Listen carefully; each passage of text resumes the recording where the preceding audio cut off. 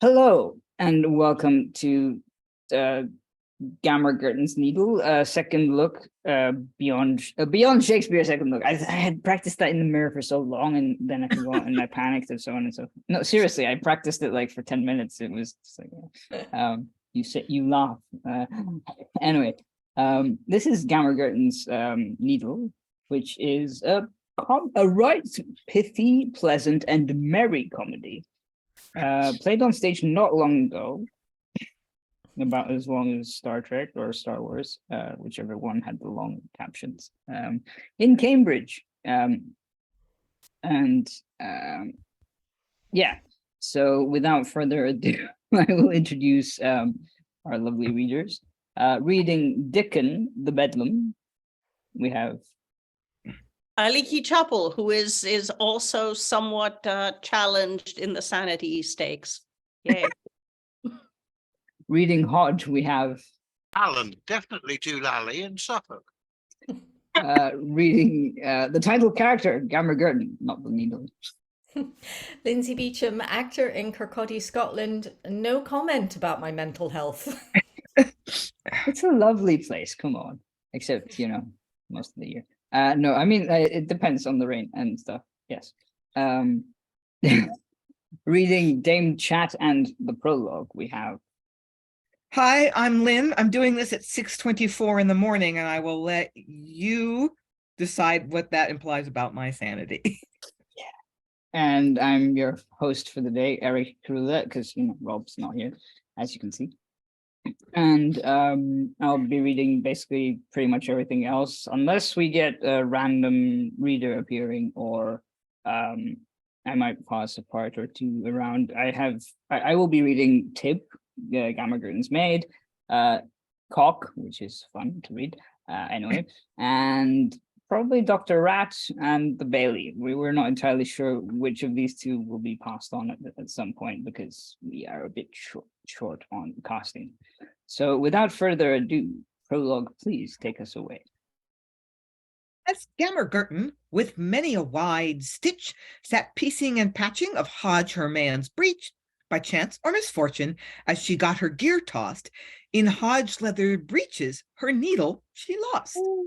When Diccon the Bedlam had heard by report that good Gammer Gurton was robbed in this sort, he quietly persuaded with her in that stund, Dame Chat, her dear gossip, this needle had found. Yet knew she no more of the matter, alas, than knoweth Tom our clerk, what the priest saith at mass. Hereof there ensueth so fearful a fray, as Master Doctor was sent for these gossips to stay, because he was curate and esteemed full wise, who found that he sought not by Diccon's device. When all things were tumbled and clean out of fashion, whether it were by fortune or by some other constellation, suddenly needle Hodge found by the pricking, and it drew out of his buttock, where he found it sticking. Their hearts then at rest with perfect security, with a pot of good ale, they struck up their plaudity.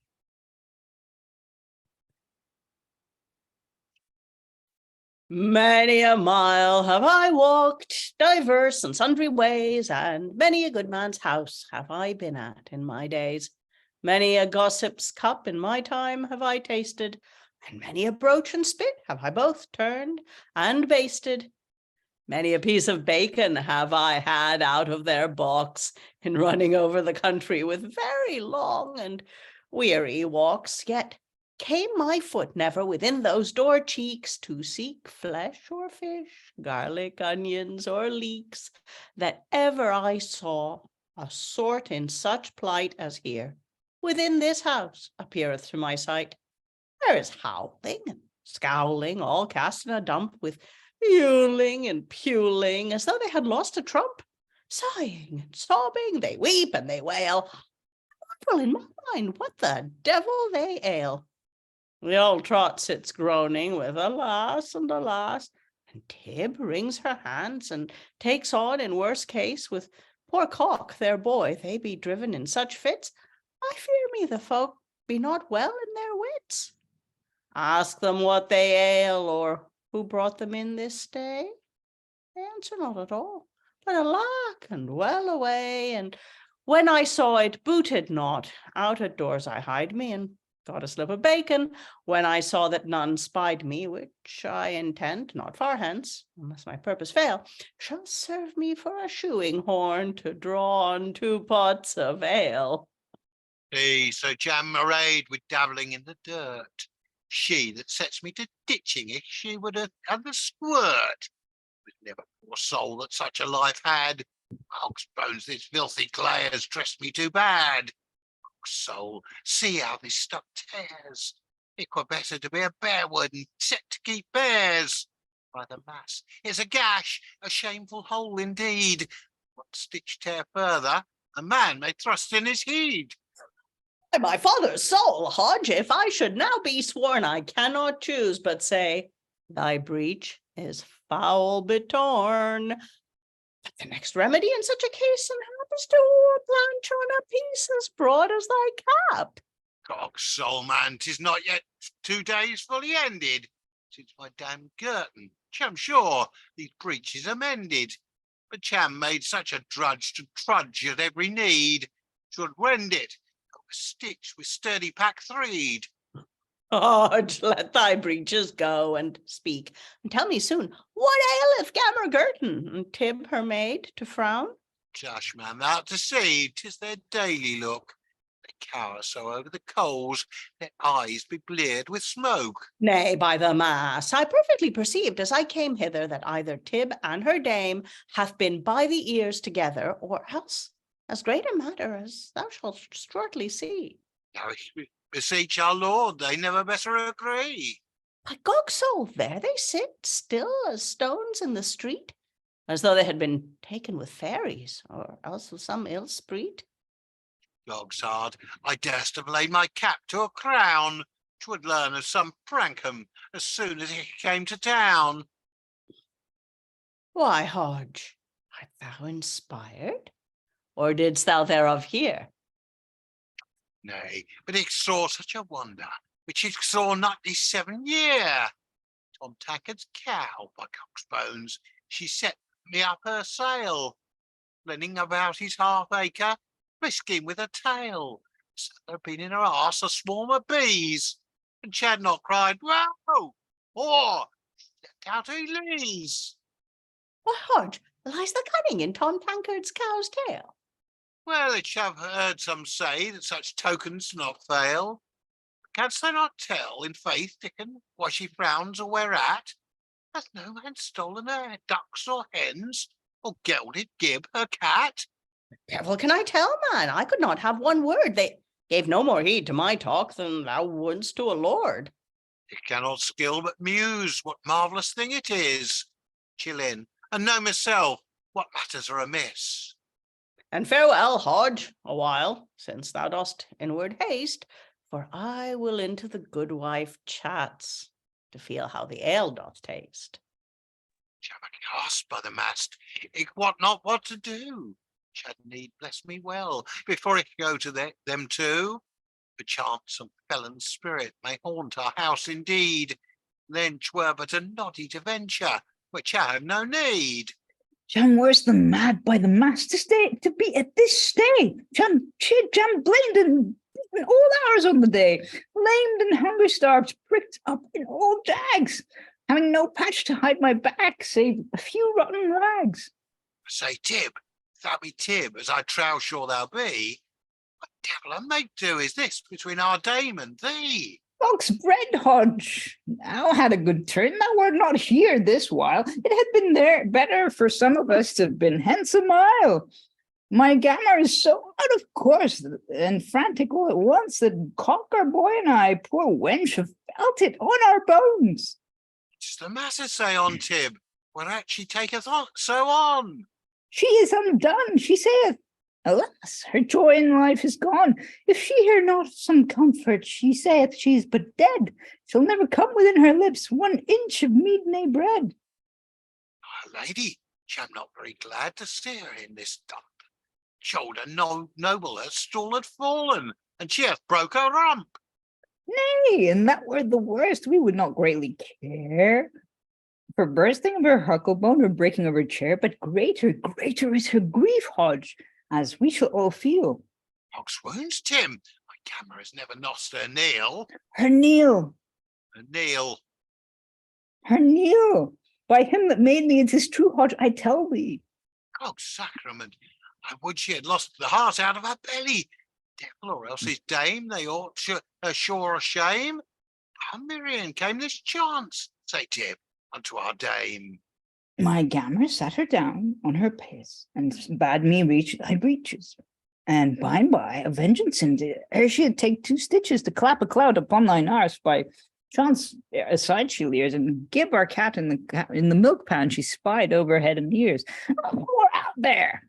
And she cried out aloud, and swept the breeches down of winter stuff, and outleapt Gib at doors into the town. And since that time was, never wight could set their eyes upon it. Gog's malice and chafe cock and I bid 20 times light upon it. Is not then my breeches sewed up tomorrow that I should wear? No, i' faith, Hodge, thy breeches lie, for all this never the near. Vengeance light on all the sort, that better should have kept it. The cat, the house, and Tim our maid, that better should have swept it. See, where she cometh crawling, come on, in 20 devils' way. You've made a fair day's work, have you not? Pray you say. Alas, alas, I may well curse and ban this day that ever I saw it with Gib and the milk pan. For these and ill luck together, as knoweth Cock my boy, have stack away my dear Neil, and robbed me of my joy, my fair, long, straight needle, that was mine only treasure. The first day of my sorrow is, and last end of my pleasure. Might have kept it when you had it. Fools will be fools still. Lose that is vast in your hands. Ye need not, but ye will. Go, hie thee, Tib, and run, thou whore, to the end here of the town. Didst carry out dust in thy lap? See where thou pourest it down, and as thou sawest me raking in the ashes where I mourned, so see, in all the heap of dust, thou leave no straw unturned. That shall, Gammer, swith and tight, and soon we'll be here again. Tib, stoop and look down to the ground to it, and take some pain. Is a pretty matter to see this gear how it goes. My Gog's soul, I think you would lose your arse and it were loose. Your needle lost. It's pity you should lack care and endless sorrow. Gog's death. How shall my breeches be sewed? Shall I go thus tomorrow? Oh, Hodge, Hodge, if that it could find my needle by the reed, should sew thy breeches, it promise thee with full good double thread, and set a patch on either knee, should last this month's twain. Now God and good Saint Sitha, I pray to send it home again. Where to served your hands and eyes, but this your needle to keep? Devil had you else to do. You keep, ich what, no sheep? Kept fain abroad to dig and delve in water, mire and clay, sossing and possing in the dirt still from day to day. 100 things that be abroad, cham set to set them well, and 4 of you sit idle at home and cannot keep a needle. My needle, alas, ick lost it, Hodge. What time ick me up hasted to save the milk set up for thee, which Gib our cat hath wasted. The devil burst both Gib and Tib with all the rest. Cham always sure of the worst end, whoever have the best. Where have you been fidging abroad since you your needle lost? Within the house, and at the door, sitting by this same post, where I was looking a long hour before these folks came here.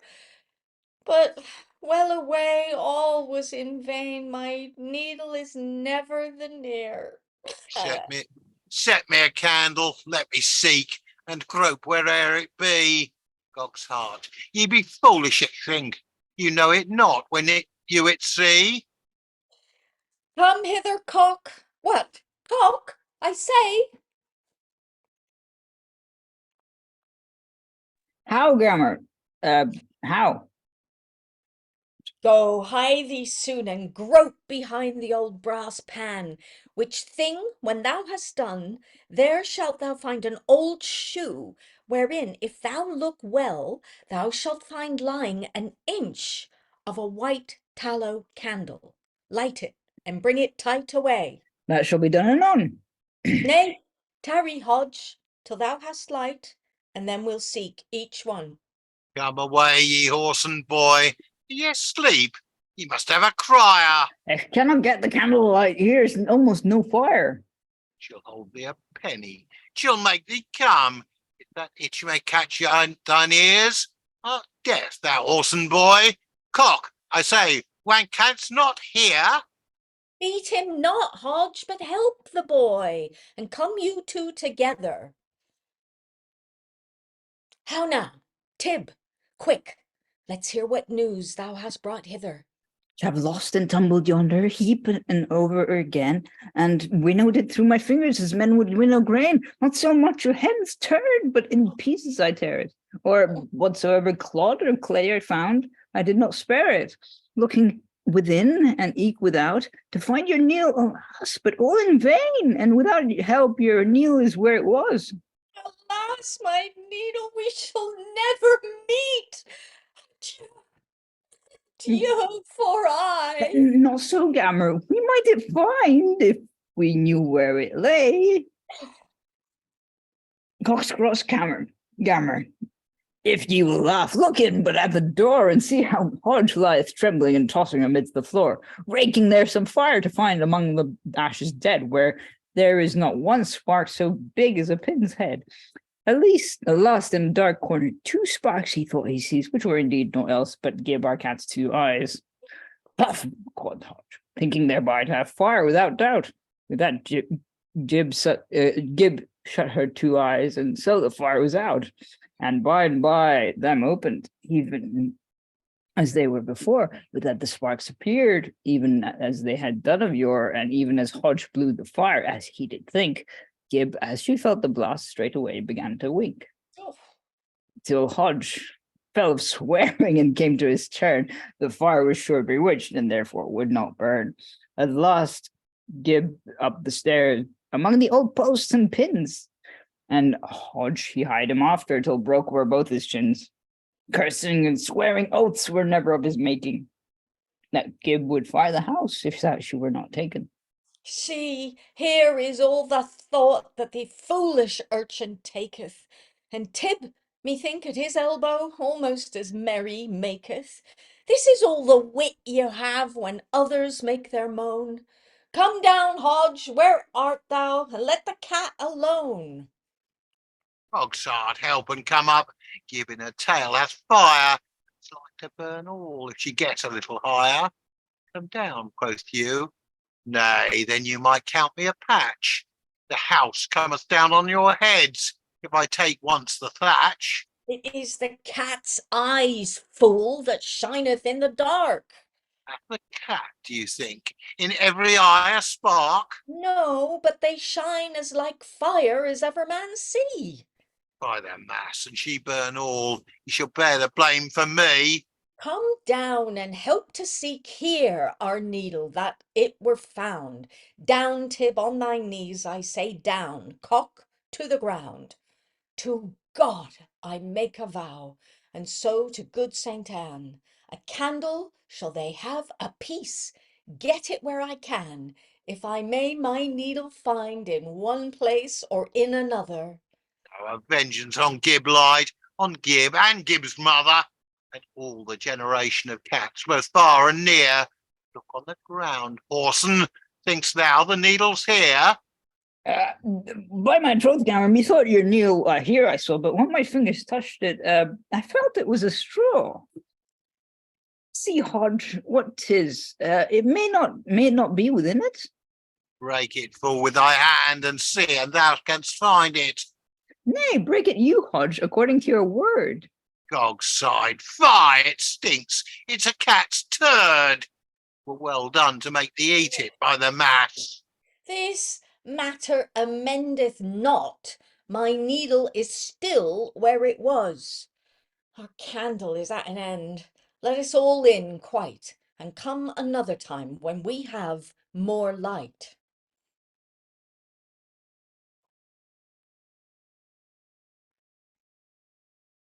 And now a song which I forgot to cast, but apparently basically, Lynsey, please, you go ahead.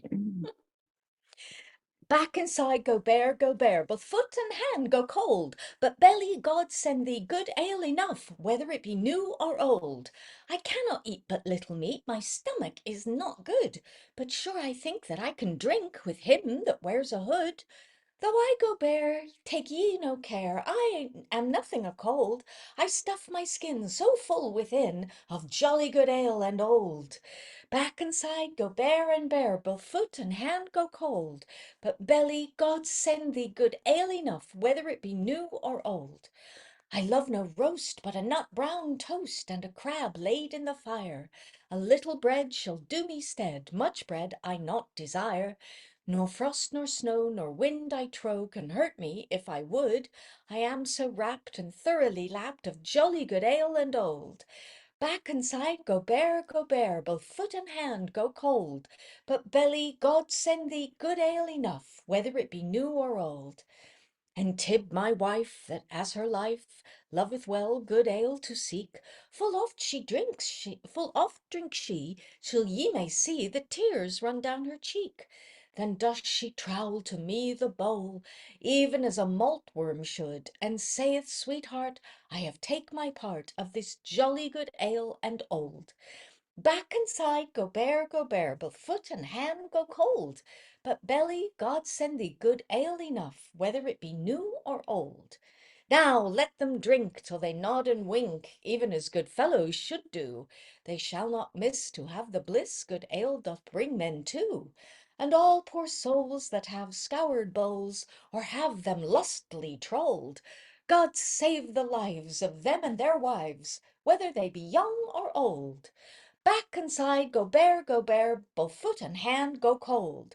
But belly, God send thee good ale enough, whether it be new or old.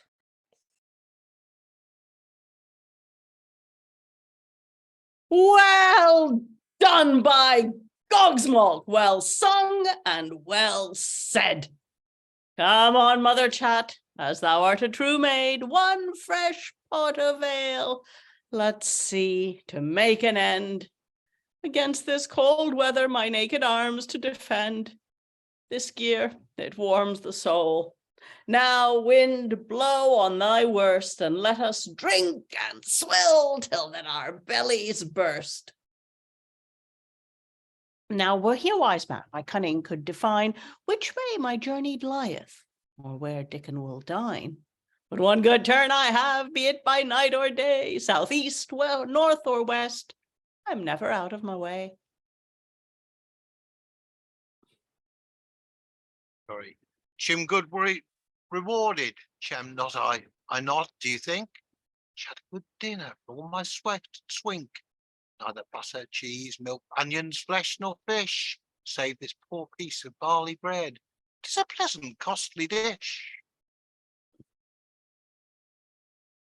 Hail, fellow Hodge! Well to fare with thy meat, if you have any. But by the words, as I them smelled, thy daintrels be not many? Dangerous, Dickon. Gog soul, man, save this piece of dry horse bread. Chap bit no bit this livelong day, no crumb come in my head. My guts they yawl, crawl, and all my belly rumbleth. Puddings cannot lie still, each one over t'other tumbleth. Gog's heart, Cham so vexed, and in my belly penned. Should one piece work Spittle House, another at Castle's End? Why, Hodge, was there none at home thy dinner for to set? Gog's bread, Dickon, it came too late. There was nothing there to get. A foul fiend might on her light lick the milk pan so clean. See, Dickon, 'twas not so well washed this 7 years, if queen. Excellent light on all ill luck. Chad thought yet for all this of a morsel of bacon behind the door at worst should not miss. But when Ick saw to slip to cut, as Ick was wont to do, cock's soul, Dickon, give our cat and eat the bacon too. Bacon Dickon stole, as is declared before. Ill luck, quoth he. Marry, swear it, Hodge, this day the truth tell. Thou rose not on thy right side, or else, bless thee not well, thy milk slopped up, thy bacon filched. That was too bad luck, Hodge. Nay, nay, there was a fouler fault. My Gammer gave me the dodge. Seest not how Cham rent and torn my heels, my knees, and my breech?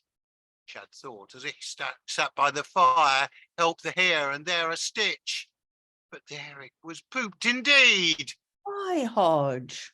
Boots not man to tell. Cham so dressed among a sort of fools, Chad better be in hell. My Chammer same to say, by God, serve me not well. How so, Hodge? Had she not gone, trowest thou now, and lost a needle? Her eel, Hodge? Who fished of late? That was a dainty dish. Tush, a needle, a needle, man. 'Tis neither flesh nor fish. A little thing with an hole in the end, bright as any siller, small, long, sharp at the point, and straight as any pillar. I know not what a devil thou meanest. Thou bringst me more in doubt. Knowest thou not with what Tom Taylor's man sits broaching through a clout? A needle. My Gammer's needle is gone. Her needle! Hodge, now I smell thee. That was a chance alone. By the mass, thou hast a shameful loss. And were it but for thy breeches. So, man, should give you a crown. Had it but 3 stitches. How sayest thou, Hodge? What should he have again thy needle got? Father's soul and Chaddick should give him a new groat. Canst thou keep counsel in this case? Else should my tongue were out. Do thou, but then by my advice, and I will fetch it without doubt. She'll run, she'll ride, she'll dig, she'll delve, she'll toil, she'll trudge, she'll see. She'll hold, she'll draw, she'll pull, she'll pinch, she'll kneel on my bare knee. She'll shape, scrape, she'll scratch, she'll sift, she'll seek, she'll bow, she'll bend, she'll sweat, she'll stoop, she'll stir, she'll cap, she'll kneel, she'll cap on hands and feet. She'll be thy bondsman, Dickon, swear by sun and moon. Shall not somewhat to stop this gap, shall utterly undone. Why, is there any special cause thou takes here at such sorrow? Christian Clack, Tom Simpson's maid, by the mass comes hither tomorrow. Cham not able to say between us what may hap. She smiled on me the last Sunday when I put off my cap. Well, Hodge, this is a matter of weight and must be kept close. Might else turn to both our costs, as the world now goes. Shalt swear to be no blab, Hodge. Chill, Dickon. Then go to. Lay thine hand here, say after me, as thou shalt hear me do. Hast no book. Cha, no book I. Then needs must force us both upon my breech to lay thine hand, and there to take thine oath. I, Hodge, breechless, swear to Dickon reckless, by the cross that I shall kiss, to keep his counsel close, and always me to dispose, to work that pleasure is. Now, Hodge, see thou take heed and do as I thee bid. For so I judge it meet, this needle again to win. There is no shift therein, but conjure up a spreet. What, the great devil, Dickon, I say? Hey, in good faith, that is the way. Fed with some pretty charm. Soft, Dickon, be not too hasty yet. By the mass, for I begin to sweat. I'm afraid of some harm. Come hither then, and stir thee not 1 inch out of this circle plat. But stand, as I thee teach. And shall it be safe here from their claws? The master devil with his long paws, here to thee, cannot reach. Now I will settle me to this gear. Say, Dickon, hear me, hear. Go softly to this matter. What devil, man, art afraid of nought? Canst not tarry a little thought, till it make a courtesy of water? Stand still to it. Why shouldst thou fear him? Cogsides, Diccon, methinketh, hear him, and tarry, Chamar all. The matter is no worse than I told it. By the mass, Chamar not able no longer to hold it. So bad, it must bewray the hall. Stand to it, Hodge. Stir not, you whoreson. What devil be thine arse strings brusten? Thyself a while, but stay. The devil, I smelt him, will be here anon. Hold him fast, Diccon. Cham gone, Cham gone. She'll not be at that fray. Oh, fie, chit knave, and out upon thee. Above all other louts, fie on thee. Is not here a cleanly prank? But thy matter was no better, nor thy presence here no sweeter. To fly I can thee thank. Here's a matter worthy glozing of Gammer Gurton's needle losing, and a foul piece of work. And I think might make a play, and need no word to this, they say, being but half a clerk. Soft, let me alone. I will take the charge this matter further to enlarge within a time short. If you will mark my toys and note, I will give you leave to cut my throat if I make no good sport. Dame Chat, I say, are you within? I'm muted. Who have we there maketh such a din? Here is a good fellow, maketh no great danger. What, Diccon? Come near, ye be no stranger. We be fast set at trump, man, hard by the fire. Thou shalt set on the king, if thou come a little nigher. Nay, nay, there is no tarrying. I must be gone again, but first, for you in council, I have a word or twain. Come hither, doll. Doll, sit down and play this game, as thou sayest me do. See thou do even the same. There is 5 trumps beside the queen. The hindmost, thou shalt find her.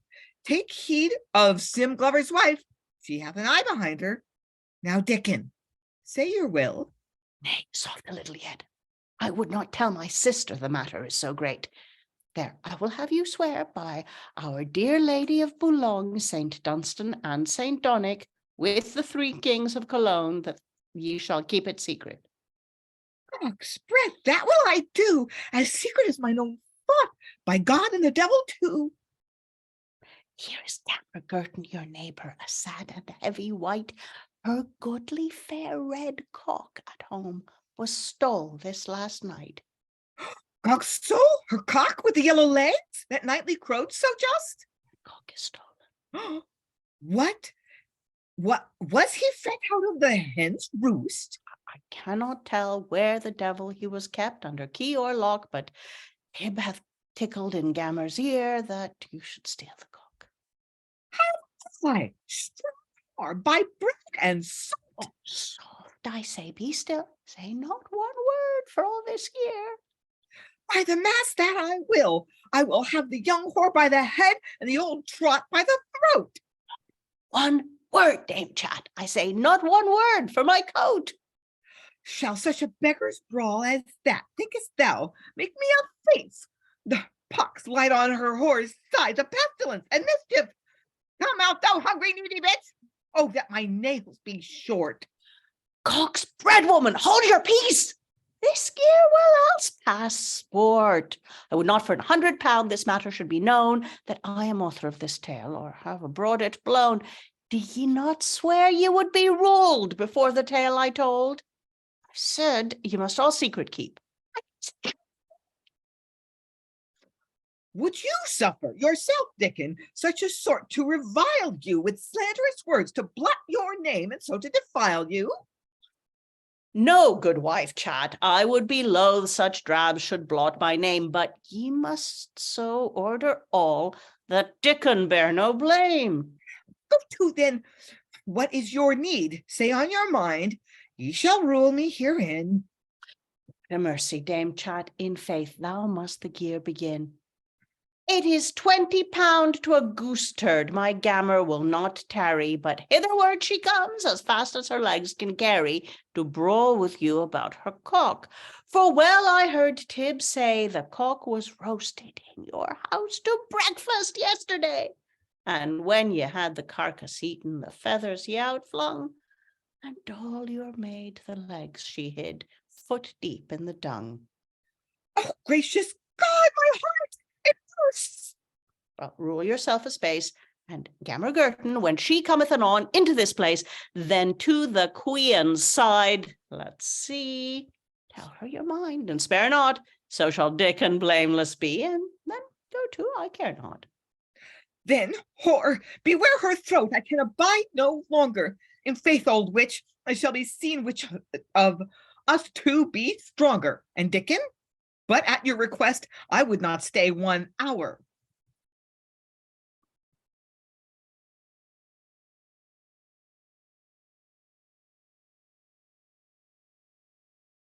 Sorry, I've lost my place. We'll keep it in. Well, keep it in till she be here, and then out let it pour. In the meantime, get you in, and make no words of this. More of this matter within this hour to hear you shall not miss, because I know you are my friend. Hide it I could not, doubtless. Ye know your harm. See ye be wise about your own business. So fare you well. Hey, salt, Diccon, and drink. What doll, I say?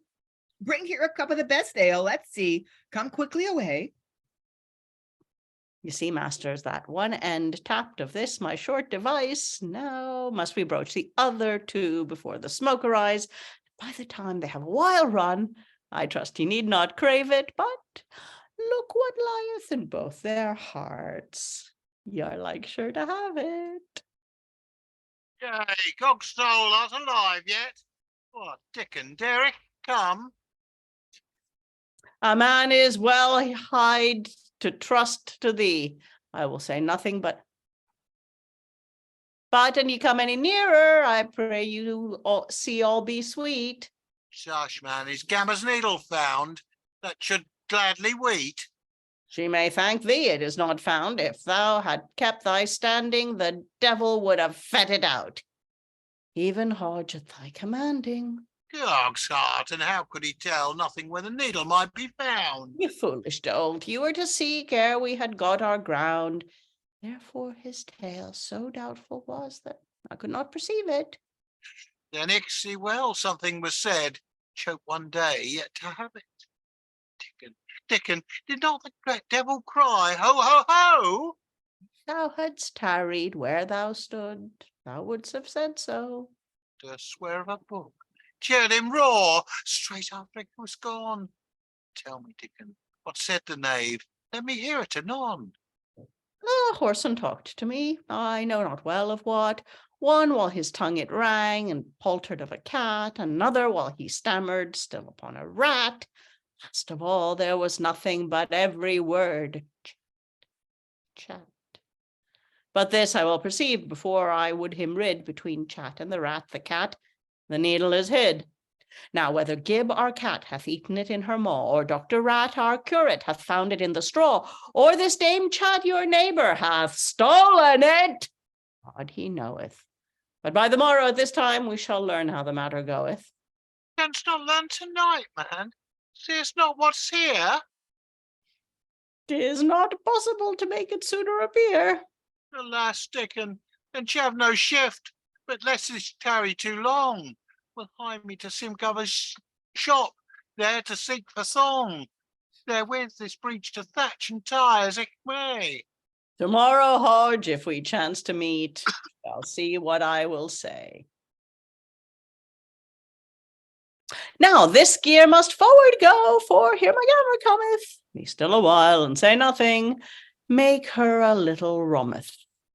Good Lord, shall never be my luck my needle again to spy. Alas, the while 'tis past my help, where 'tis still it must lie. Now, Jesus, Gammer Gurton, what driveth you to this sadness? I fear me by my conscience you will sure fall to madness. Who is that? What, Dickon? Cham lost, man, fie, fie. Marry, fie on them that be worthy, but what should be your trouble? Alas, the more I think on it, my sorrow it waxeth double. My goodly tossing spurrier's needle have lost, ich wot not where. Your Neil! When? My needle, alas, ich might full ill it spare, and God himself he knoweth, ne'er one beside chav. This be all good, Gammer. I warrant you all is save. Why, know you any tidings by way my needle is gone? Yea, that I do, doubtless, as ye shall hear anon. Seething this matter toucheth within these 20 hours, even at this gate before my face. Neighbor of yours, she stooped me down, and up she took a needle or a pin. I durst be sworn it's yours.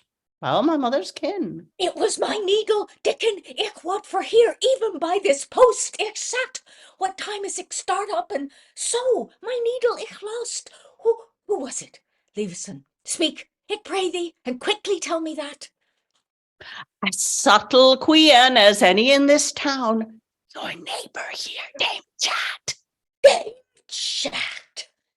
Diccon, let me be gone, child, thither in post haste. Take my counsel yet ere you go, for fear you walk in waste. It is a murrain crafty drab, and froward to be pleased, and ye take not the better way. Your needle yet ye lose it. For when she took it up, even here before your doors, what? Soft Dame Chat, quoth I, that same is none of yours.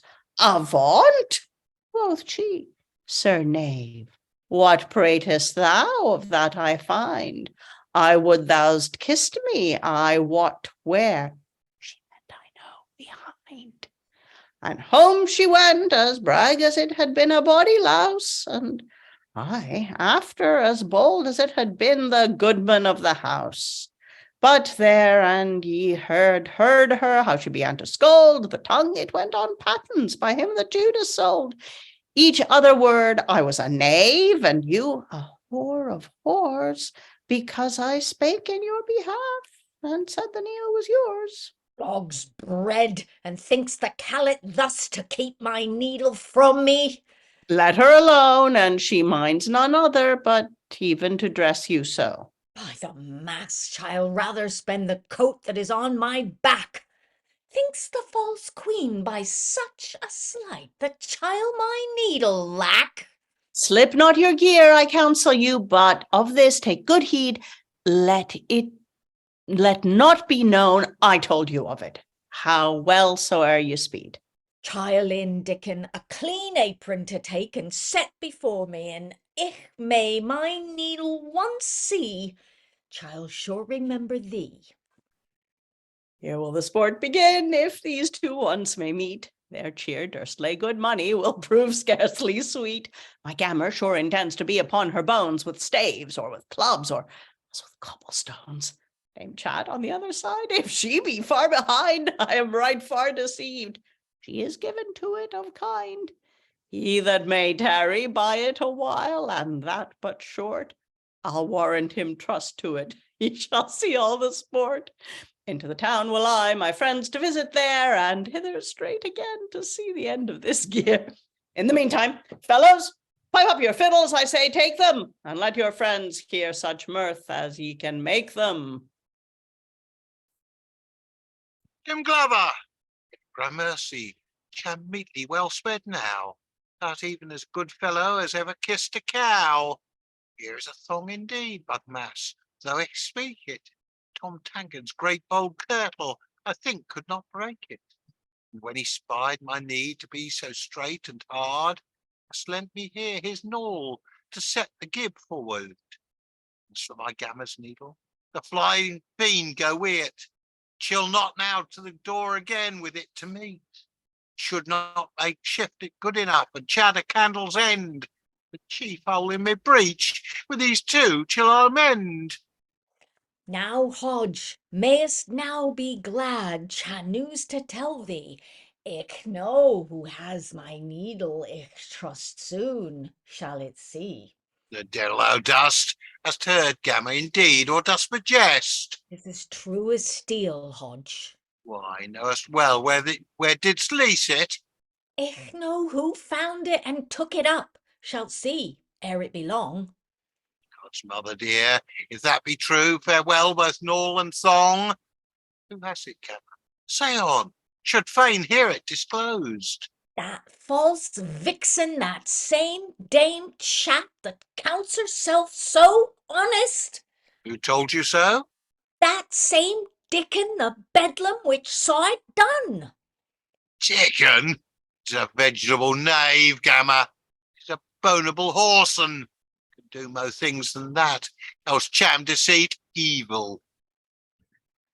And the mass, saw him of late call up a great back devil. He cried, ho, ho! He roared and he thundered. And ye had been there, cham sure you'd not merrily have wondered. Was not thou afraid, Hodge, to see him in this place? No, chad come to me, should have laid him on his face, should have promised him. But Hodge, had he no horns to push? As long as your two arms, saw ye ne'er fire rush, painted on a cloth with a sidelong cow's tail, and crooked cloven feet, and many a hooked nail? For all the world, if I should judge, should reckon him his brother. He what base Friar Rush had, the devil had such another. Now, Jesus mercy, Hodge, did Diccon in him bring? Nay, Gammer, hear me speak, she'll tell you a greater thing. The devil, when Diccon bade him, he heard him wondrous well, said plainly, here before us, that Dame Chat had your needle. Then let us go and ask her wherefore she minds to keep it, seeing we know so much 'twere madness now to slip it. Go to her, Gammer, see ye not where she stands in her doors? Bid her give you the needle.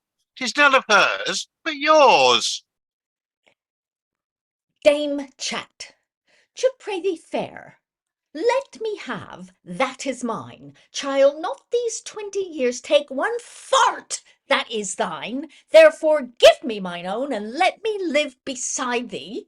Why art thou crept from home hither to mine own doors to chide me? Hence, doting drab, avaunt, or I shall set thee further. Intend'st thou and this knave me in my house to murder? Hush, gape not so on me, woman. Shalt not yet eat me, nor all the friends thou hast in this shall not entreat me. Mine own goods I will have, and ask thee no by your leave. What, woman? Poor folks must have right of the thing you aggrieve. Give thee thy right, and hang thee up with all thy beggars' brood. What, wilt thou make me a thief, and say I stole thy good? You'll say nothing, ich warrant thee, but that it can prove it well. Thou fet my good even from my door. Cham able this to tell. Did I, old witch, steal aught was thine? How should that thing be known? Ich cannot tell, but up thou tookest it as though it had been thine own. Marry, fie on thee, thou old gib, with all my very heart. Nay, fie on thee, thou ramp, thou rig, with all that take thy part. A vengeance on those lips that laid such things to my charge. A vengeance on those callets' hips, whose conscience is so large. Come out, hog. Come out, hog, and let have me right. Thou errant witch, Thou bawdy bitch, I'll make thee curse this night. a bag and a wallet. A cart for a collet. Why weenest thou thus to prevail? I hold thee a groat, I shall patch thy coat. Thou wert as good kiss my tail, thou slut, thou cut, thou rakes, thou jakes. Will not shame make thee hide thee? Thou scald, thou bald, thou rotten, thou glutton. I will no longer chide thee, but I will teach thee to keep home. Wilt thou, drunken beast? Stick it to her, Gammer, take her by the head. She'll warrant you this feast. Smite us, hey Gammer, bite us, hey Gammer. I trow ye will be keen. Where be your nails? Claw her up by the jaws. Pull out me out both rein. Coxbones, Gammer, hold up your heed. I trow, drap, I shall dress thee. Tarry thou, knave, I hold thee a groat. I shall make these hands bless thee. Take thou this, old whore, for amends, and learn thy tongue well to tame, and say thou met at this bickering not thy fellow, but thy dame. Where's the strong stewed whore? She'll give her a whore's mark. Stand out one's way, that ich kill none in the dark. Up, Gammer, and ye be alive. She'll fight now for us both. Come no near me, thou scald callet, to kill thee ich were loath. Art here again, thou haughty peak? What dog? Bring me my spit. She'll broach thee with this, by my father's soul. She'll conjure that foul spreet. Gore stand cock, why com'st indeed? Keep door, thou whoreson boy. Stand to it, thou dastard, for thine ears. Is teach you the sluttish toy. Coxswain's horns, she'll make thee a vaunt. Take heed, cock, pull in the latch. If faith, Sir Loosebreech, had ye tarried, you should have found your match. Now wear thy throat, losel, thou'st pay for all. Well said, Gammer, by my soul. Whizzer, souser, bouncer, trouncer, pull a throat hole. Comest behind me, thou withered witch, and I get once on foot, thou pay for all. Thou old parleather, I'll teach thee what longs to it. Take thee this to make up thy mouth till thou come by more. Gammer, stand on your feet. Where is the old whore? Faith would chatter by the face, should crack a callet crown. Oh, Hodge, Hodge, where was thy help when the vixen had me down? By the mass, Gammer, but for my staff, should have gone right nigh to spill you. I think the harlot had not cared, and she had not come to kill you. But shall we lose our needle thus? No, Hodge, ich were loath to do so. Thinkest thou, child, take that at her hand? No, Hodge, ich tell thee no. Should yet this fray will well take up, and at our own kneel at home, 'twill be my chance there's some to kill, wherever it be or whom. We have a parson, Hodge, thou knowst, a man esteemed wise, Master Dr. Rat. Child for him send, and let me hear his advice. He will her shrive for all this gear, and give her penance straight. We's have our needle, else Dame Chat comes ne'er within heaven gate. Yea, marry Gammer, that he think best. Will you now for him send? The sooner Dr. Rat be here, the sooner we's out an end. And here, Gammer, Diccon's devil, as if remember well, of Cat and Chat and Dr. Rat, a felonious tale did tell. Told you £40, that way your needle to get again. I'll have him straight. Call out the boy, we's make him take the pain. What, cock, I say, come out. What devil, canst not hear? How now, Hodge? How does Gammer? Is the weather yet clear? What would have me do?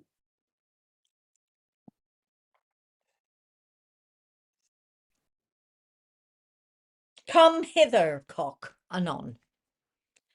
Hence, swift to Dr. Rat hie thee, that thou wert gone, and pray him come speak with me, cham not well at ease. Chalt have him at his chamber, or else at Mother B's. Else seek him at Hobbs Filcher's shop, for, as cheered it reported, there is the best ale in all the town, and now is most resorted. And shall I bring him with me, Gammer? Yea, by and by, good cock. Shall see that shall be here anon, else let me have on the dock. Gammer, shall we two go in and tarry for his coming? What devil, woman, pluck up your heart and leave off all this glooming. But she was stronger at the first, as I think ye did find her. There be dressed the drunken sow, what time ye came behind her. Nay, nay, cham sure she lost not all, for set them to the beginning, and ich doubt not but he will make a small boast of her winning. See, Gammer, see, Gib our cat. I'm afraid what she aileth. She stands me gasping behind the door as though her wind her faileth. Now what Gib should mean that now she doth so dote. Hold hither, ick hold £20. Your needle is at her throat. Roper, ick say, methinks ick do feel it. Does not prick your hand? It can feel nothing. No, ick know that's not within this land. Wherein a cat and Gib is, betwixt the Thames and Tyne. She has as much wit in her head, almost as chav in mine. Faith, she's eaten something that will not easily down. Whether she gat it at home or abroad in the town, I cannot tell. Alas, I fear it be some crooked pin. And then farewell Gib, she is undone and lost, all save the skin. 'Tis your needlewoman, I say. God's soul, give me a knife, and she'll have it out of her maw, or else she'll lose my life. What thee? Hodge, fie, kill not our cat. 'Tis all the cats we have now. By the mass, Dame Chat hast me so moved, he care not what I kill. May God avow. Go to then, Tib, to this gear, hold up her tail and take her. She'll see what devil is in her guts. She'll take the pains to rake her. Rake a cat, Hodge. What wouldst thou do? What, thinkest that I'm not able? Did not Tom Tankard rake his kirtle t'other day, standing in the stable? Soft, be content. Let's hear what news Cock bringeth from Master Rat. Gammer should have been there as you bade. You wot well about it. Will not be long before he come. Ich durst swear off a book. He bid you see ye be at home, and there for him to look. Where didst thou find him, boy? Was he not where I told thee? Yes, even at Filcher's house by him that bought and sold me. A cup of ale he had in his hand, and a crab lay in the fire. Which had much ado to go and come, was so full of mire. And Gammer, one thing I can tell.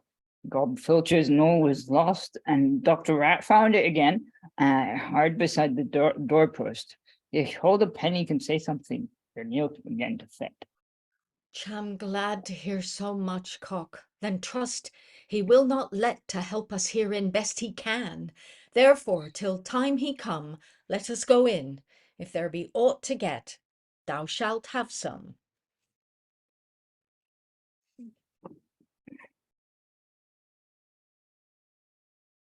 Change it. A man were better 20 times be a bandog and bark than here among such a sort be parish or clerk, where he shall never be at rest one pissing while a day, but he must trudge about the town this way and then that way, here to a drab, there to a thief, his shoes to tear and rent, and that which is worst of all, at every knave's commandment. I had not sit the space to drink 2 pots of ale, but Gammer Gurton's sorry boy was straight away at my tail. And she was sick, and I must come to do I wot not what. If once her fingers end but ache, trudge, call for Dr. Rat. And when I come, not at their call, I only thereby lose, for I am sure to lack therefore a tithe, pig, or a goose. I warrant you, when truth is known, and told they have their tale, the matter whereabout I came is not worth half a penny worth of ale. Yet I must talk so sage and smooth as though I were a gloser, but ere the year come at an end, I shall sure be the loser. What work ye, Gammer Gurton? No, here is your friend, Dr. Rat. Ah, good Master Doctor, I troubled you. What well that? How do ye, woman? Be ye lusty, or be ye not well at ease? By jis, Master Cham, not sick, but yet have a disease. Had a foul turn now of late, I'll tell it you by gigs. Hath your brown cow cost her calf, or your sandy sow her pigs? No, but have been as good as they had, as this, ich wot well. What is the matter? Alas, alas, cha lost my good needle. My needle, I say, and what you what? A drab came by and spied it, and when I asked her for the same, the filth flatly denied it. What was she that... Dame, it warrant you, she began to scold and brawl. Alas, come hither, Hodge, this wretch can tell you all. Good morrow, Gaffer Vicar. Come on, fellow, let us hear. Thy dame hath said to me, thou knowest of all this gear. Let's see what thou canst say. I'm a face, sir, that she shall. What matter soever here was done, it can tell your marship all. My Gammer Gurton here, see now, sat her down at this door, see now, and as she began to stir her, see now, her needle fell on the floor, see now, and while her staff she took, see now, I give her cat to fling, see now, a needle was lost on the floor, see now. Is not this a wondrous thing, see now? Then came the queen dame, Chat, see now, asked for her black cup, see now, and even here at the gate, see now, she took that needle up, see now, my Gammer, then she yeed, see now, the needle again to bring, see now, was caught by the head, see now, is this not a wondrous thing, see now? She tear my Gammer's coat, see now, and scratched her by the face, see now. She had thought she had stopped her throat, see now. Is this not a wondrous case, see now? Pig saw this, it was wrath, see now, and stirred between them twain, see now. Oh, stick, it durst take a book oath, see now. My Gammer had been slain, see now. This is even the whole matter as Hodge has plainly told, and should fain be quiet for my part that should. But help us, good master, beseech ye that ye do, else shall we both be beaten and lose our needle too. What would ye have me do? Tell me that I were God, I will do the best that I can to set you both at one. But be ye sure Dame Chat hath this your needle found? Here comes the man. Let's see her take it up off the ground. Ask him yourself, Master Rat, if ye believe not me, and help me to my needle for God's sake and St. Charity. Come near, Diccon, and let us hear what thou can express. Wilt thou be sworn thou seest Dame Chat this woman's needle have? I cannot hear you, good Diccon, because you are muted. Nay, by Saint Bennet will I not, then might ye think me rave.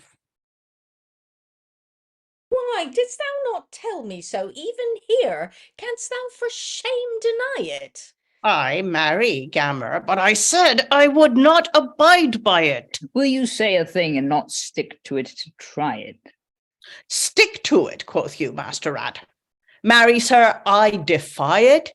Nay, there is many an honest man, when he such blasts has blown in his friend's ear, he would be loath the same by him were known. If such a toy be used oft among the honesty, it may not beseem a simple man of your and my degree. Then we be never the nearer for all that you can tell. Yes, marry, sir, if ye will do by mine advice and counsel, if Mother Chat see us all here, she'll know how the matter goes. Therefore, I read you three go hence and within keep close, and I will into Dame Chat's house. And so the matter use that ere ye could go twice to church, I warrant you'll hear news. She shall look well about her, but I durst lay a pledge ye shall of Gammer's meal have shortly better knowledge. Now, gentle Diccon, do so, and good sir, let us trudge. By the mass, I may not tarry so long to be your judge. There's but a little while, man. What? Take so much pain. If I hear no news of it, I will come soon here again. Carry so much, good master doctor, of your gentleness.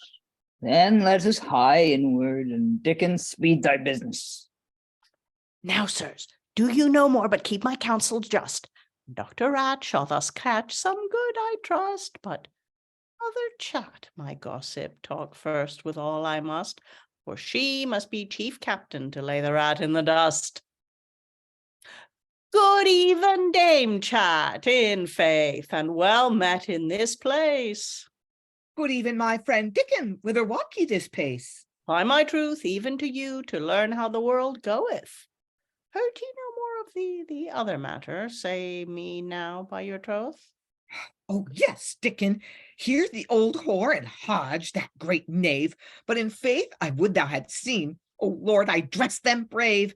She bare me 2 or 3 souses behind the nape of the neck, till I made her an old weazen to answer back, keck. And Hodge, that dirty dastard, that at her elbow stands, if 1 pair of legs had not been worth 2 pair of hands, he'd had his beard shaven, if my nails would have served, and not without cause, for the knave it well deserved. By the mass, I can thee thank, wench, thou didst so well acquit thee. And thou hadst, and thou hadst seen him, Diccon, it would have made thee be shifty for laughter. The horse and dolt at last caught up a club, as though he would have slain the master devil Beelzebub. But I set him soon inward. Oh Lord, there's the thing that Hodge is so offended that makes him start and fling. Why, makes the knave any moiling as you have seen or heard? Even now I saw him last. Like a madman he fared, and swear by heaven and hell he would wreak his sorrow and leave you never a hen alive by 8 o'clock tomorrow. Therefore mark what I say, and my word, see that ye trust. Your hens be as good as dead if ye leave them on roost. Then knave dare as well go hang himself as go upon my ground. Well, yet take heed, I say. I must tell you my tale round. You not about your house behind your furnace or lead, a hole where a crafty knave may creep in for need? Yes, by the mass, a hole broke down even within these 2 days. Hodge, he intends this same night to slip in there a ways. Oh, Christ, that I were sure of it. In faith, he should have his meed. Well, watch well, for the knave will be there as soon as it sure as is your creed. I would spend myself a shilling to have him swinged well. I am as glad as a woman can be of this thing to hear tell. By Gawk's bones, when he cometh, now that I have know the matter, he shall sure at the first skip to leap in scalding water, with a worse turn besides. When he will, let him come. I tell you as my sister, you know what meaneth mum. Now I lack but my doctor to play his part again, and lo, where he cometh toward, peradventure, to his pain. What good news, Diccon? Fellow, is mother Chat at home? She is, sir, and she is not. But it please her to whom, yet did I take her tardy, as subtle as she was. The thing that thou wentst for, hast thou brought it to pass? I have done that I have done. Be it worse, be it better. And Dame Chat at her wit's end, I have almost set her. Why, hast thou spied the meal? Quickly, prithee tell. I have spied it in faith, sir. I handled myself so well, and yet the crafty queen had almost take my trump. But ere all came to an end, I set her in a dump. How so, I pray thee, Diccon? Marry, sir, will ye hear? She was clapped down on the backside by Cock's mother dear, and there she sat sewing a halter or a band with no other thing but Gammer's needle in her hand. As soon as any knock, if the filth be in doubt, she needs but once puff, and her candle is out. Now I, sir, knowing of every door the pin, came nicely and said no word, till time I was within, and there I saw the needle, even with these 2 eyes. Whoever say contrary, I will swear he lies. Oh, Diccon, that I was not there in thy stead. Well, if you will be ordered, and do by my rede, I will bring you to a place as the house stands, where ye shall take the drab with the needle in her hands. God's sake, do so, Diccon, and I will gauge my gown to give thee a full pot of ale of the best ale in the town. Follow me but a little, and mark what I say. Lay down your gown beside you. Go on your way. See ye not what is here? A hole wherein ye may creep into the house, and suddenly unawares among them leap. There ye shall find the bitch fox and the Neil together. As I bid you, man, come on your ways hither. Art thou sure, Diccon, the swill tub stands not hereabout? I was within myself, man, even now. There is no doubt. Go softly, make no noise. Give me your foot, Sir John. Here will I wait upon you till you come out anon. Help Diccon out, alas, I shall be slain among them. If they give you not the needle, tell them you will hang them. Where's that? Oh, my wenches, have you got the fox that used to make revel among your heads and fox? Save his life yet for his murder, though he sustained some pain. Oh, I'm afraid they will beat out his brain. Woe worth the hour that I came here, and woe worth him that brought this gear, a sort of drabs and queens of me blessed. Was ever creature half so evil dressed? Whoever it wrought and first did invent it, he shall, I warrant him, ere long repent it. I will spend all I have without my skin, but he shall be brought to the plight I am in.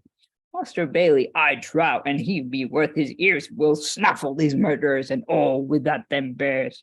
I will surely neither bite nor sup till I fetch him hither, this matter to take up. Sorry, apologies, scripting. I can perceive none other, I speak from my heart. But either ye are all in the fault, or else in the greatest part. If it be counted his fault, besides all his griefs, when a poor man is spoiled and beaten among thieves, then I confess my fault herein at this season. But I hope you will not judge so much against reason. And methinks by your own tale of all that ye name, if any played the thief, you were the same. The women, they did nothing, as your words made probation, but stoutly withstood your forcible invasion.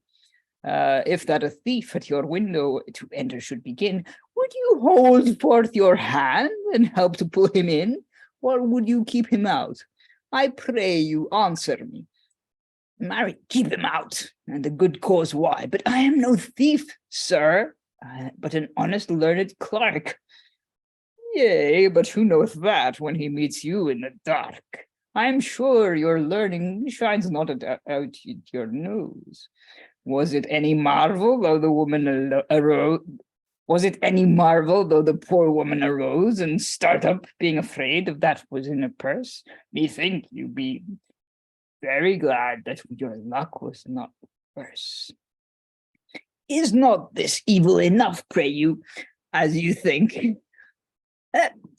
Yea, but a man in the dark oft chances to wink as soon as he smites his father as any other man, because of for lack of light, discern him nay he can. It might it not have been your luck with the spit to have been slain? I think I am a little better. My scalp is cloven to the brain. If there be all the remedy, I know who bears the knocks. By my truth, and well worthy besides to kiss the stocks, to come in on the backside when ye might go about. I know none such, unless they long to have their brains knocked out. Well, will you be so good, sir, as talk with Dame Chat, and know what she intended? I ask no more than that.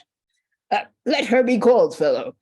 Because of Master Doctor, I warrant in this case she will be her own proctor. She will tell her own tale in meter or in prose, and I bid you seek your remedy, and so go wipe your nose. Dame Chat, Master Doctor upon you here complaineth that you and your maids should him much disorder, and taketh many an oath that no word be feigned, laying to your charge how you thought him to murder. And on his part again, that same man saith further, he never offended you in word nor intent. To hear you answer hereto, we have now for you sent. If I would have heard him, fie on him, wretch. An evil mot that keep for it, our Lord beseech. I will swear on all the books that open and shut, he feigneth this tale out of his own guts. With me, I am sure he has not sat down. Ye have other minions in the other end of the town. where you were liker to catch such a blow than anywhere here, as far as I know.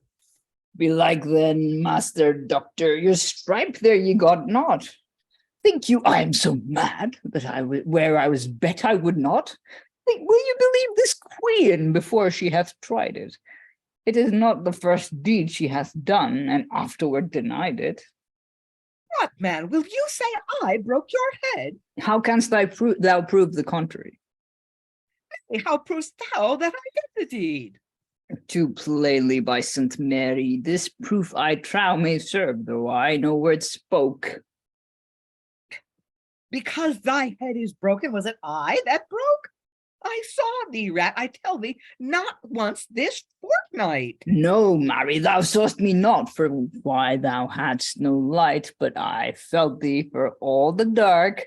Beshrew thy smooth cheeks, and thou groped me. This will declare any day this 6 weeks. Answer me to this, Master Rat, when caught you this harm of yours? A while ago, sir, your God he knoweth, within less than these 2 hours. Dame Chat, was there none with you? Confess your faith about that season. What woman, let it be what it will, 'tis neither felony nor treason. By my faith, Master Baily, there was a knave not far who caught one good fillip on the brow with a door bar. As well he was worthy, as it seemed to me, but what is that to this man, since he was not he? Who was it then? Let's hear. Alas, sir, ask you that. Is it not made plain enough by the own mouth of Dame Chat? The time agreeth, my head is broken, her tongue cannot lie, only upon a bare nay, she saith it was not I. No, Mary, was it not indeed? You shall hear me this one thing. This afternoon, a friend of mine, for goodwill, gave me warning and bade me well look to my roost and all my capon's pence, for if I took not better heed, a knave would have my hens. Then I, to save my goods, took such pains as him to watch, and as good fortune served me, it was my chance him for to catch. What strokes he bear away, or other what was his gains, I wot not, but I am sure he had something for his pains. Yet tellest thou not who it was? Who it was? A false thief. They came like a false fox, my pulling to kill and mischief. But knowest not thou his name? I know it, but what then? It was that crafty Hodge, my Gammer Gurton's man. Call me the knave hither. He shall sure kiss the stocks. I shall teach him a lesson for filching hens or cocks. I marvel, Master Baily, so bleared be your eyes. He is not so full of meat as she is full of lies. When she hath played this prank to excuse all this gear, she layeth the fault on such a one I know was not there. Was he not there? Look at his pate. That shall be his witness. I would my head were half so whole, I would seek no redress. God bless you, Gammer Gurton. God heal thee, master mine. Thou hast a knave within thy house, a Hodge, a servant of thine. They tell me the busy knave is such a filching one that's hen, pig, or goose, or capon. Thy neighbour can have none. By God, am much moved to hear any such report. Hodge was not wont, I trow, to have him in that sort. A thievisher knave is not on live, more filching nor more false. Many a truer man than he has hanged up by the hulse. And thou, his dame, of all his theft thou art sole receiver, for Hodge to catch and thou to keep. I never saw none better. Sir, reverence of your masterdom, and you were out of door, to be so bold, for all her brags, to call her arrant whore. And ich knew Hodge as bad as two, ich wish me endless sorrow, and should not take the pains to hang him up before tomorrow. What have I stolen from thee or thine, thou ill-favoured old trot? A great deal more by God's bless than chever by thee got, that thou knowest well. I need not say it. Stop there, I say, and tell me here, I pray you, this matter, by the way, how chance Hodge is not here? Him would I fain have had. Alas, sir, he'll be here anon. I be handled too bad.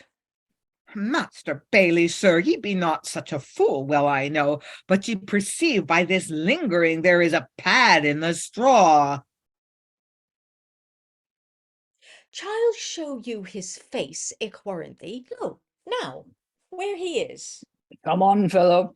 It is told me thou art a shrew, Ewis. Thy neighbour's hens thou takest and plays the two-legged fox, their chickens and their capons too, and now and then their cocks. Get by them all that dare it say, tram truest the best. Wert not thou take within this hour to Dame Chat's hen's nest? Take there? No, master, should not do it for a house full of gold. Thou, or the devil in thy coat, swear this I dare be bold. Swear me no swearing, queen, the devil he give thee sorrow. All is not worth a gnat. Thou canst swear till tomorrow. Where is the harm he hath? Show it, by Gogsbred. Ye beat him with a witness, but the stripes light on my head. Me, God's best bloody should firstly trow burst thee.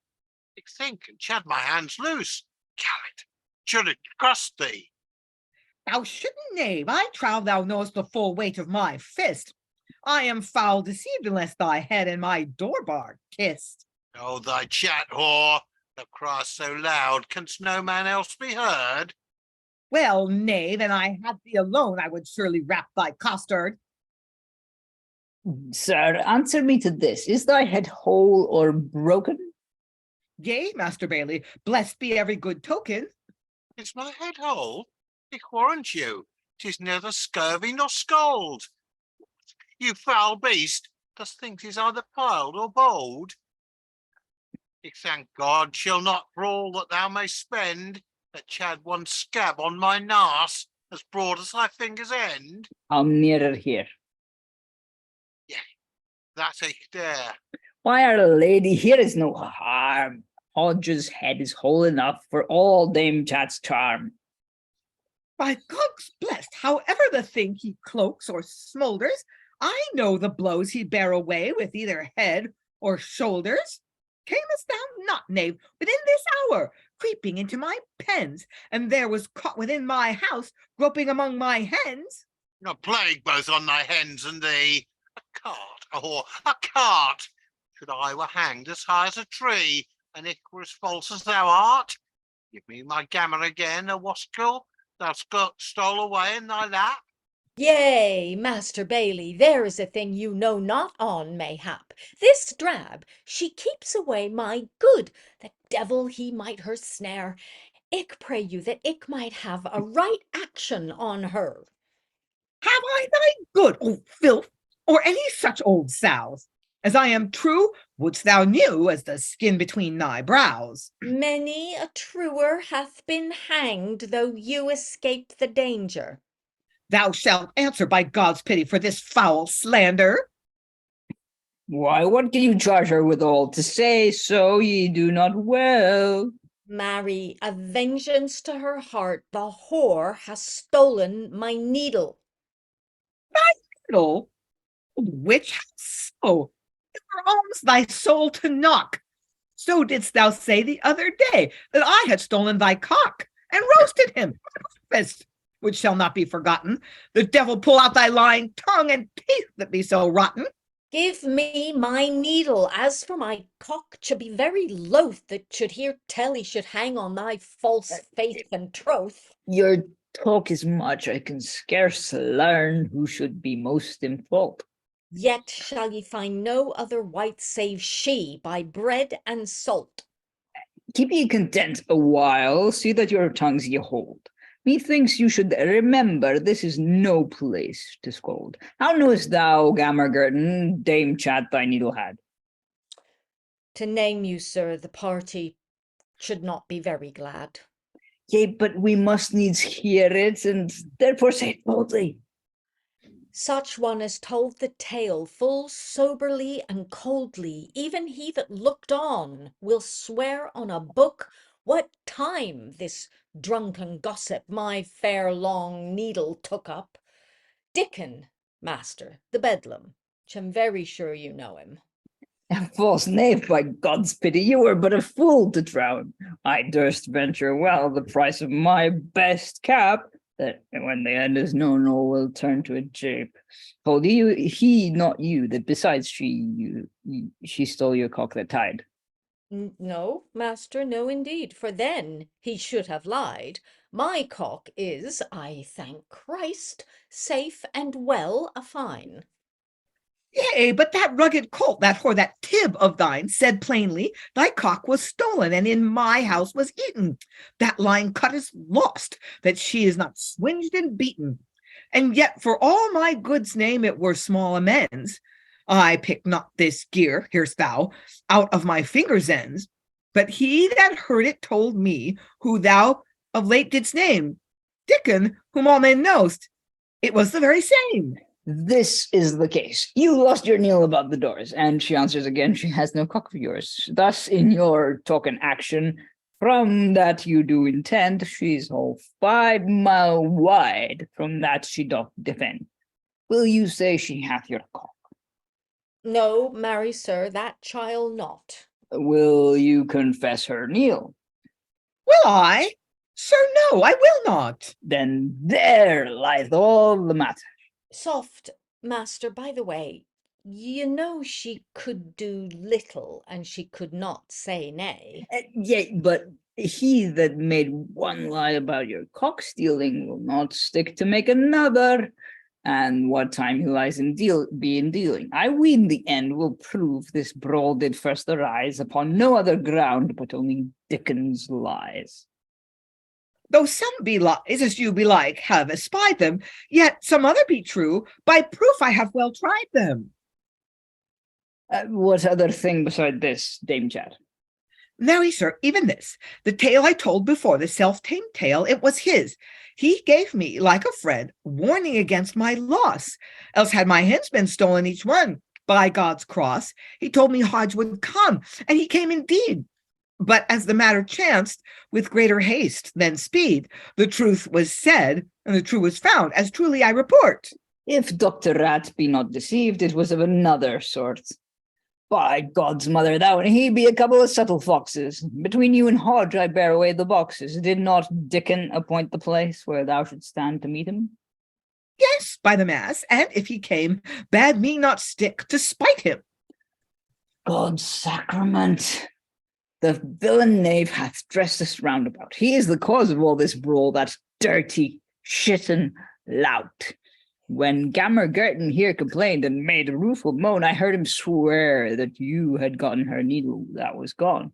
And this to try, he further said he was full loath, albeit he was content with small ado to bring me where to see it. And where he sat, he said full certain, if I would follow his rede into your house, a privy way he would guide me, and he would me guide and lead.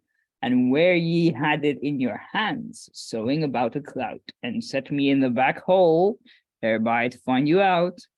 And whiles I saw to quietness creeping upon my knees, I found the weight of your door bar for my reward and fees. Such is the luck that some men gets, which while they begin to mell in setting at one, such as were out minding to make all well. Not well blessed, Gammer, to scape the scour. Chad been there, and Chad been dressed, belike as ill, but the lass was Gaffer Vicar. Marry, sir, here's a sport alone. I looked for such an end. If Diccon had not played the knave, this had been soon amend. My Gammer here, he made a fool and dressed her as she was, and good wife Chat he set to scold, till both parts cried, alas! And Dr. Rat, he was not behind, whilst Chat his crowned pair. I would the knave had been stark blind, if Hodge had not his share. Cham meet thee well sped already amongs. Cham dressed like a colt, and Chad not had the better wit. Chad been made a dolt. Sir Knave, make haste, Diccon was here. Fetch him, wherever he may be. Fie on the villain, fie that makes us thus agree. Fie on him, knave, with all my heart. Now fie, and fie again. Now fie on him, may I best say, whom he hath almost slain. Though where he cometh at hand, belike he was not far. Diccon, here be 2 or 3 thy company cannot spare. Good sir, I cannot hear you. Thou art God bless you! And you may be blessed, so many all at once. Come, knave, it were good deed to geld thee by Cock's bones. Seest thou thy handiwork? Sir Rat, can you forbear him? A vengeance on those hands light, for my hands came not near him. Oh, the whoreson priest hath lift the pot, and some of these alewives' chairs, that his head would not serve him belike to come down the stairs. Nay, soft, thou mayest not play the knave, and have this language too. If thou thy tongue bridle a while, the better thou mayst do. Confess the truth, as I shall ask, and cease a while to fable, and for thy fault I promise thee thy handling shall be reasonable. Now, hast thou not made a lie or 2 to set these 2 by the ears? What if I have? 500 such have I seen within these 7 years. I'm sorry for nothing else, but that I see not the sport which was between them when they met, as they themselves report. The greatest thing, Master Rat, you see how he's dressed. What, devil, need he be groping so deep in good wife Chat's hen's nest? Yea, but it was thy drift to bring him into the briars. God's bread, hath not such an old fool wit to save his ears? He showeth himself herein, you see, so very a cox. The cat was not so madly allured by the fox. To run in the snares was set for him, doubtless, for he leapt in for mice, and this Sir John for madness. Well, and ye shift no better, ye losel leather and lazy. I will go near for this to make you leap at a daisy. In the king's name, Master Baily, I charge you, set him fast. What? Fast at cards or fast on sleep? That's the thing I did last. Nay, fast in fetters, false varlet, according to thy deeds. Master Doctor, there is no remedy. I must entreat you needs some other kind of punishment. Nay, by all hallows, his punishment, if I may judge, shall be naught else but the gallows. That were too sore a spiritual man to be so extreme. Is he worthy any better, sir? How do you judge and deem? I grant him worthy punishment, but in no wise so great. It is a shame, ick tell you plain, for such false knaves entreat. He has almost undone us all. That is as true as steel. And yet for all this great ado, Chat never the near my knee. Canst thou not say anything to that, Diccon, with least or most?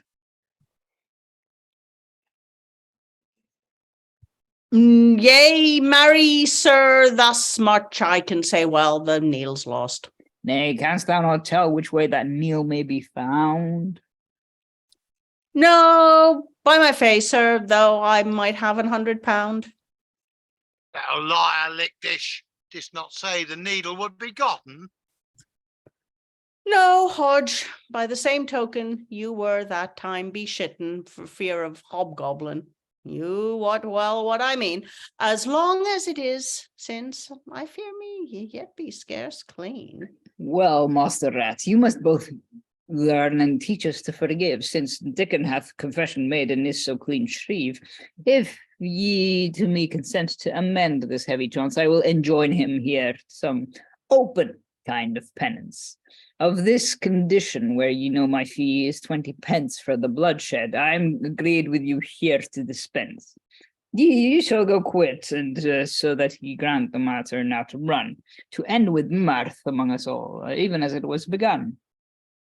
Say ye, Master Vicar, and he shall sure confess to be your debtor, and all we that be here present will love you much the better. My part's the worst, but since you hereon all agree, go to, Master Baily, let it be so for me. How sayest thou, Diccon? Heart's content, this shall me depend? Go to Master Baily, say on your mind. I know you're my friend.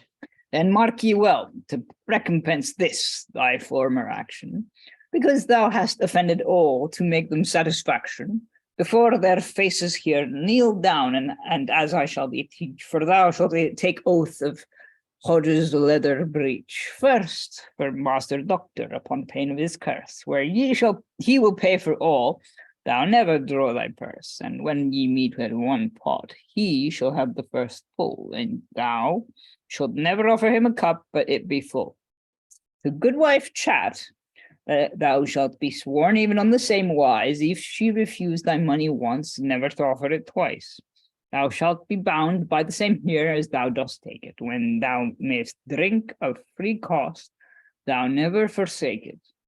For Gammer Gurton's sake, again thou sworn shalt thou be to help her to her kneel again, if it do lie in thee, and likewise be bound, by the virtue of that, to be of good a bearing, Gib, her great cat. Last of all, for Hodge, the oath to scan, thou shalt never take him for fine gentleman. Come on, fella Diccon. Shall we even with thee now? Thou wilt not stick to do this, Diccon, I trow. No, by my father's skin, my hand down I lay it.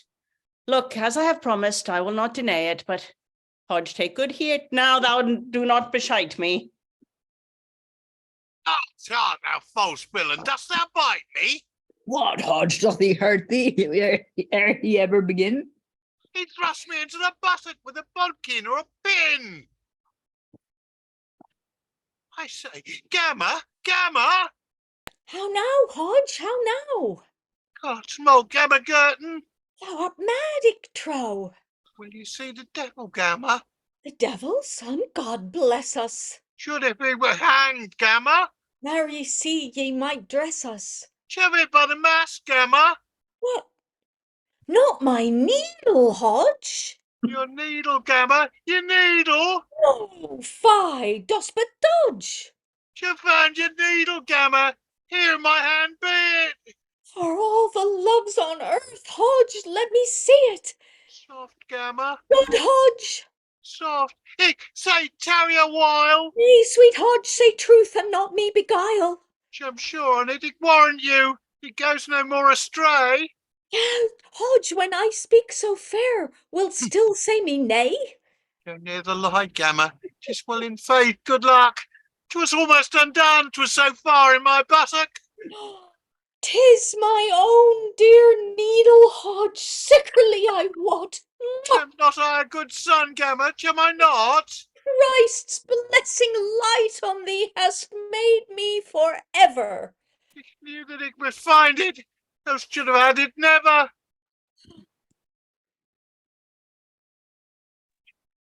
Good Lady Chat, you are muted. By my troth, gossip Gurton, I'm even as glad as though mine own self had a good a turn had. And I, by my conscience, to see it so come forth, rejoice so much at it as 3 needles be worth. I am no whit sorry to see you so rejoice. Nor I much the gladder for all this noise. Yet say gramercy, Diccon, for springing of the game. Gramercy, Diccon, 20 times. Oh, how glad, Cham, if that should do so much your masterdom to come hither, Master Rat, good wife Chat, and Diccon together. Ja, but 1 halfpenny, as far as ich know it, and chi'll not rest this night till ich bestow it. If ever ye love me, let us go in and drink. I'm content if the rest think as I think. Master Rat, it shall be best for you if we so do. Then shall you warm you and dress yourself too.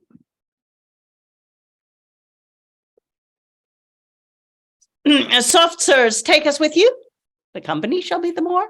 As proud comes behind, they say, as any goes before. But now, my good masters, since we must be gone and leave you behind us here all alone, since at our last ending thus merry we be, for Gammer Gurton's needle's sake, let's have applaudity. Yay! That well done. Finish. Oh, Finally. Yeah. Oh God, that was just Well- for well context. done, In case you Eric. were wondering, like for the sort of to people watching this, in case you've never heard of Gammer Gurton's needle, the needle she was looking for is basically like for leather, so it's kind of longer and thicker, and I mean, harder it's still a bedded. needle. It's Yeah. still a needle. Yeah, but it's so thick and big compared to like the ones that we know of nowadays. Yeah, well done. That was so Well much done, fun. you man. And yeah, you- well done with all the doubling, Eric. Why, thank you. Okay, so I guess this is where we spin off into thought territory. How did that feel for you? I feel like it flowed very well personally, but I mean that's just because maybe I was reading half the thing. Yeah. I was too busy laughing. I admit through most of it. So yeah. I mean, it's a real knockabout piece, isn't it? Mm, And you could see that actually staged. There's so many potential action cues in there, Physical. and an awful lot of it is very fundamental humour, yeah. which always goes down well. If in doubt, put in a fart gag. Yeah. There you go. Yeah. There you go. Yep. I hate it when we get to comedies and it's like we can't really think of anything to say because it was so much fun. I mean, No, aside that's from not true. yeah, Many comedies we do are not that much fun. This one happened to be just brilliant. Yeah, yeah, I would that's true. love to get a really physical theater kind of slapstick clown company to Mm. do this and Yes. just Mm. have, yeah. Yep. I yes. I was trying to think of something to say, and I agree with you completely. Lynsey, how was it being Gammer Gurton and losing your needle and then finding it finally? Well, never knowingly underacted. Yeah. Yeah, no, it was good fun. It's good fun. It kind of rolled along quite speedily, I think. It seemed to have good pace, and I think in a actual performance there might be the odd cut, but I mean it's very kind of yeah, I mean it's very vigorous. And am I right in thinking this is kind of like the first play? Do we think this is the first play? it's an early one. I mean, it's 1553. Somewhere there. So Yeah, it's certainly at the beginning of the period that we look at Well, in terms of that we secular know of. drama. Yeah. Yeah. Yeah. The stuff Lynn has a before. thought, I think. Sorry. This and Ralph Royster Doyster are really close. Yeah. So if you're looking Mm. for like the sort of seed comedy in the early modern tradition in English, those are the two, Gammer Gurton's needle and Ralph Royster Doyster. Yeah. And both are like have this sort of Loki character. Well, not Loki, but like this mischievous character. Sort of, well, in this case Diccon, and in the other one Mary Greek, because of Yeah. course you can blame the Greeks for a lot of things. Yeah. So how was it being the shit stirrer, pun not intended, Aliki? I mean, that was hugely enjoyable. I enjoyed myself very much. I don't know what else I can, say. There were Yeah. places here and there I wasn't aware of the detail of what I was saying exactly, and it would be worth Yeah. having a bit of a dig around in your early Tudor texts to see what exactly what means. But yeah, it was fun. Yeah. I'm still yeah. suffering from a pain in the backside. Yeah. Right? Yeah. Lynn, yeah, sorry, you. Yeah, the double act of Hodge and Diccon, I think, could benefit from workshopping because that needs to be Yeah. really fast, and there are some jokes that aren't going to translate over time. So those are the sections I think maybe need to be looked at in terms of Yeah. cutting and rehearsing and workshopping, Yeah. because they're a little long, Hmm. and maybe they work just as they are, but that's something that I think a production would need to look into, is like make sure those really those two-handers just flip along really fast and that they're actually funny. Of course, you don't know that until you get in front of an audience, but Yeah. Yeah, I mean, but there is the whole sort of I kind of feel bad for enjoying it kind of thing where you have this setup of two women arguing over things that are not real. Yeah. Basically because of Dickon and yeah, but that was enjoyable. Just way too much. Yeah, Alan, then I don't know. I- Lynsey, do you have something to say something or are you just holding your cheek? Just holding my Yeah, cheek. okay, yeah. Sorry. I must admit, I was thinking about it. You could almost reset this in 1900 in Oklahoma. It would fit with the two characters in that. Mhm. You know, the slightly creepy guy whose character name I can't remember. Mhm. You know, and someone who's been sewing a pair of Levi's and loses the needle in the binding. I do like how it's very simple plot. It's kind of it's not like sort of what on earth am I talking about? You literally it starts off with a needle and a cat. And of course we have to blame the cat, yeah. There is much cat hating in this play. I feel sorry for the cat. A little bit sorry for the cat. Give the cat.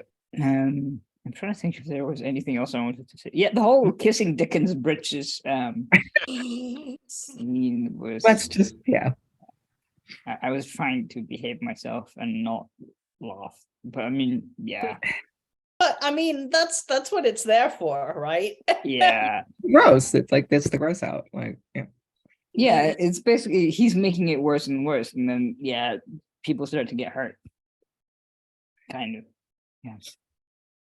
And the one thing that's a bit weird is the prologue is actually a real spoiler. Yeah. Effectively, the whole of the plot, including the denouement, is set out in that first yeah, page of text. yeah, Lynn, yeah. yeah. And I think this might also have been the kind of thing that everybody knew because it was sort of a local favorite. And you know, Eric was saying a moment ago that they may feel a little bad about these neighbors who are set at each other's throats kind of literally over something that's hasn't even happened. But the prologue and I think the tone of the whole thing makes us realize that the stakes are actually really very low, that it's going to all work out in the end. And I think that letting the audience know it'll be fine, that that makes that conflict like more comic and more low stakes, so that the discomfort with that, it's like the comic violence is really minimized. Yeah. Well, I think it's also that thing of like not one of the oldest cat fights, but it's like sort of I think I was more I felt more guilty about the language they used rather than the actual like the fighting itself. But then what else are you gonna use in a fight rather than yeah, I don't know. I enjoyed this. Yeah. But in the end, Dame Chat says, "Oh, I'm as happy as this has happened to me. I'm so happy for you. I'm so happy about your needle." Like yeah. So yeah, the extremes that people go to, both in abuse and compassion over this really kind of minor event is I mean that's the gag. That's the joke. Yeah, but I guess it would have been like expensive to replace as well. If you think about it, and not easy to replace. She would have had to wait for a peddler to come through town. Yeah, probably. Yeah, and and also it is that thing of it's easy to stir things up between them as well just by misinforming them. Yeah. Because that was the only way they had. It's not like they had a phone to take a photo of the needle and a mobile phone would break this kind of thing. But I enjoyed that they didn't exist at the time. What else is there to say? I don't know if there's anything else to say. I've enjoyed this play, even with the weird doubling. Lynsey is smiling from ear to ear, but I can't tell if that's just because you were enjoying being Gammer or that you're happy that you're reunited with your needle. Well, both, of course. No, I think it was really, really good fun. It could be really good fun, and I think as Aliki was saying with with a company of clowns, possibly updated to, turn of the 19th century in Western America or something like that. It could be a lot of fun. It could be a lot of fun. Yeah, I agree. There was something I wanted to say, but I forgot, so it doesn't matter anymore. As per usual.